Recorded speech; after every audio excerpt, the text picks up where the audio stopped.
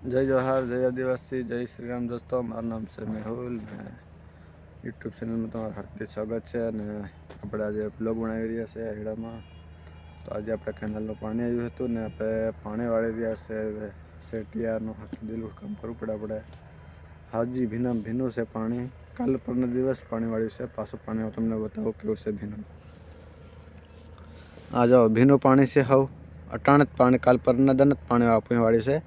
पासो पानी सलाड जदा का ताण मेलीने पासो पानी मेलू पड़े देम के पासो वाळू पड़े आपणे, कारण के आपणे काम करवा छे एटले आपणे काम करवू पड़े। सेटिया केम करवू पड़े ने आपणे अहींया ता जाईने बहु वपराट करता है, मतलब में दारू वात ए ना करवू पड़े ने एनी मेहनत आपणे अपने आवीए तो अपने गधेड़ा जो काम करावे छे लोको। तो ए रीतना अपने ध्यान में राखीने वहाँ वपराट ए रीतना ज करवो पड़े के वहाँ ओछो जेम बने तेम ओछो वपराट करो ने पैसा भेगा करो गमे एम करीने, तो ज आपणो समाज आगळ आवशे। नकर समाज आपणो दिवसे ने दिवसे पाछळ जाशे।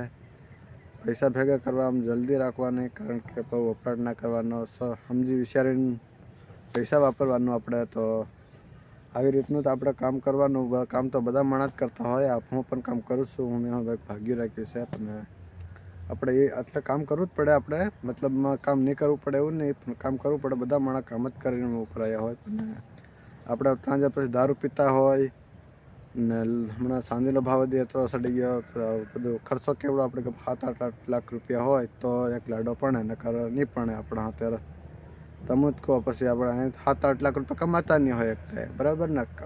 7-8 લાખ રૂપિયા આપણે કમાતા નહીં હોય ને પછી આપણે અહીંયા 7-8 લાખ રૂપિયા ખર્ચો કરી દઈએ, બરાબર? તો આપણે ક્યાંથી ઉપર આવીએ, આમ પૈસાવાળા ક્યાંથી થઈ રહીએ?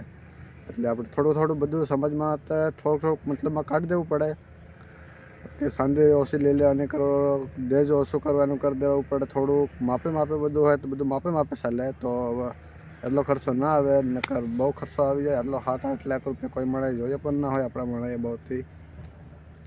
તો એટલા બધા રૂપિયા આપણે ક્યાંથી કાઢવા? પછી હું વ્યાજવા કાઢવા ને એ વ્યાજ 5% વ્યાજ કેવડું સડે? તમે 8 લાખ રૂપિયાનું તમે જરીક આમ તમે હિસાબ મારો તો તમને ખબર પડે કે ઓ આટલું બધું વ્યાજ તમે કેદી ભરો। પછી આપણી આખી જિંદગી એમાં ને એમાં વહી જાય। એક વખત લગ્ન કરે એટલે આખી જિંદગી આપણે એમાં ને એમાં વહી જાય।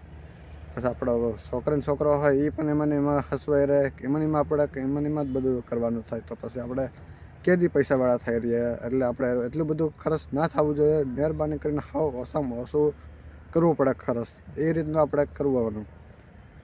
આપણે હાવ ઓછા એટલે હાવ ઓછા ખર્ચે લગ્ન કરી દેવા પડે, એ રીતનું આપણે પ્લાન ગોઠવીને બધા સંકટ આપણે કરે છે તો એ બધાને એ પણ કરવું પડે, તો બધા સરખું થાય તો બધું આપણે